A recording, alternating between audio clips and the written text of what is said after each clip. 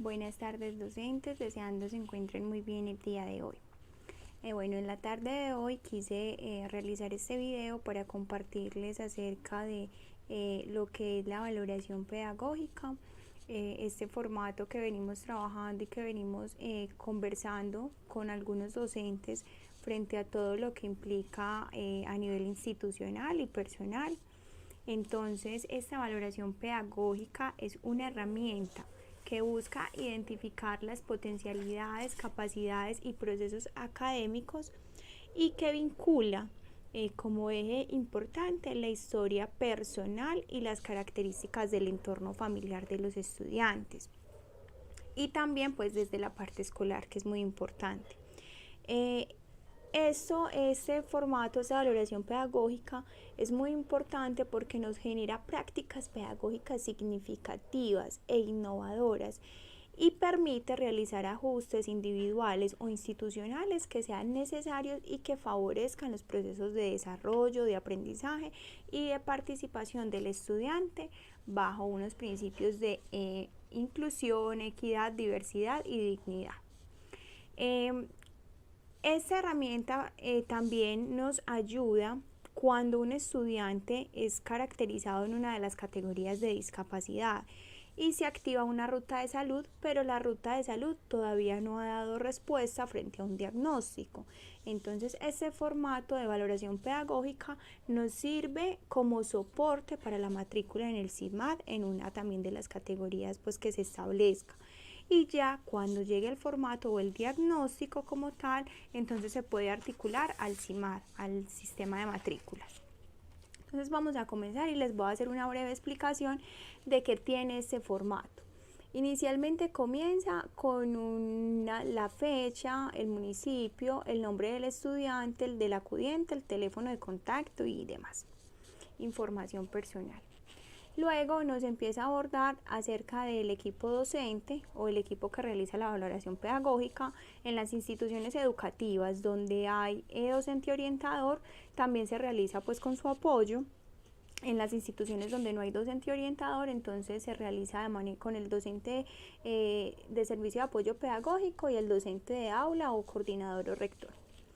Bueno, acá nos empieza a conversar acerca de unos factores individuales y esos factores individuales hacen referencia a la vida personal del estudiante, las condiciones de salud, física, mental, emocional, los factores que hacen que sea considerado en una de las variables de discapacidad o capacidades excepcionales. Esa descripción siempre debe hacerse pues como en favor de potenciar las habilidades y no de hablar acerca de las carencias o las limitaciones. Luego continuamos acerca del entorno familiar, que el entorno familiar entonces nos va a dar cuenta de las características del ambiente familiar, el número de integrantes, el nivel socioeconómico, la formación de los padres, la interacción que hay al nivel del hogar, de los factores comunicativos, de ese nivel de respuestas, si participan, de qué manera, de las características comportamentales y también si han recibido algún tipo de apoyo pedagógico o clínico. Y esto también se debe hacer de la forma en la que a nivel familiar se impacta de manera positiva o negativa en los procesos educativos del estudiante. Entonces aquí hablamos si hay un buen acompañamiento, qué tipo de acompañamiento, si tiene algunas dificultades en ese acompañamiento familiar y que de una u otra forma presentan algunas series de dificultades con el estudiante para los procesos educativos. En un tercer punto, entonces empieza a hablarnos del entorno de aula. Y si bien nosotros comprendimos que en este momento estamos pasando pues por todo lo de la virtualidad, que no estamos asistiendo a la escuela, entonces aquí se realiza un ajuste frente a esas condiciones de aula, entendiendo ese espacio educativo como el espacio de la casa. Entonces hace referencia a las características socioambientales que inciden en los procesos de aprendizaje de los estudiantes. Hay una serie de preguntas. Esas preguntas en este momento a través de la virtualidad, la idea es que podamos ajustarlas a las características o las condiciones que tienen en el hogar, de su ubicación, cuando van a realizar una tarea, una actividad, de las cuestiones de iluminación, de ventilación también de su espacio, de quién es la persona que maneja la norma o quién es la persona que acompaña esos procesos de aprendizaje y cómo orienta esos procesos para que el estudiante pueda entonces comprenderlos. Luego pasamos a unos aspectos metodológicos que nos hace referencia a todas las metodologías didácticas que los docentes, que ustedes como docentes utilizan en la articulación de sus planeaciones educativas. Entonces también aquí es muy importante que miremos y que consideremos todas las estrategias que se utilizan, como desde la preparación de los aprendizajes, de la producción de un aprendizaje nuevo, de los procesos evaluativos, también cómo se realizan, en favorecer todas las ritmos y estilos de aprendizaje. También ese apoyo, cómo se realiza en materia de superar las necesidades académicas, situaciones comportamentales o potenciar las habilidades y estímulos a los logros de los estudiantes. Entonces todas esas estrategias entran en esta parte.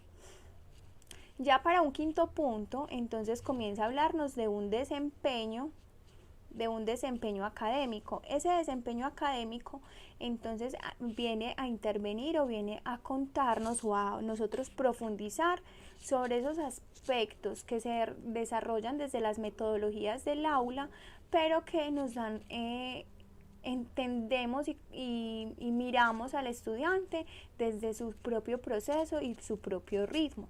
Entonces aquí hablamos y contamos o tenemos en cuenta más bien desde esa zona de desarrollo real. ¿Y cuál es la zona de desarrollo real? Y de pronto hablando un poco acá de Vygotsky, Vygotsky nos habla acerca de la zona de desarrollo real, es lo que el estudiante hasta este momento sabe hacer.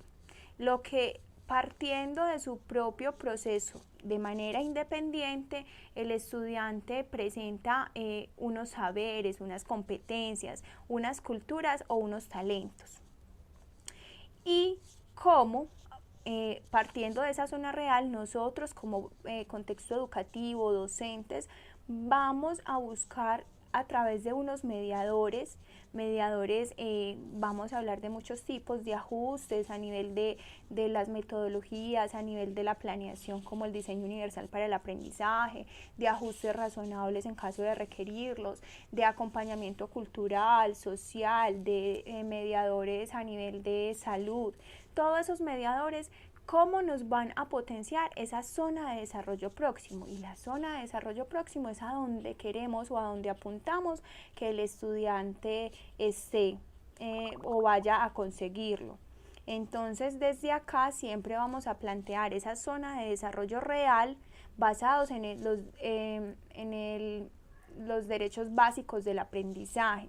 Esos derechos básicos, entonces el estudiante para su grado cumple y realiza con estas actividades, pero a través de estos y estos estímulos vamos a lograr que el estudiante descubra o haga un proceso de acompañamiento mucho más grande con esos procesos de potenciar esos procesos. Eso en esta parte de desempeño académico.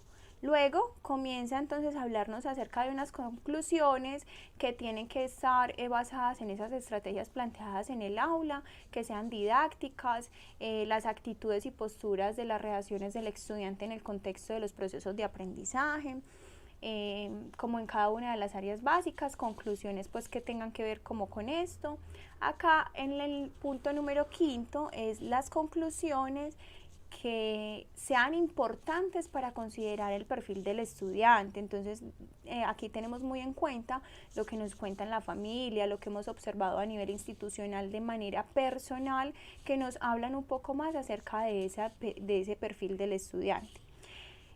Luego la categoría del CIMAD, en la que si aplica la categoría, la debemos como escribir, si hemos notado pues como conductas, dependiendo pues como todo lo que analizamos en este formato de valoración pedagógica, nos arrojan unos resultados y decimos más o menos en qué categoría debe ajustarse el estudiante.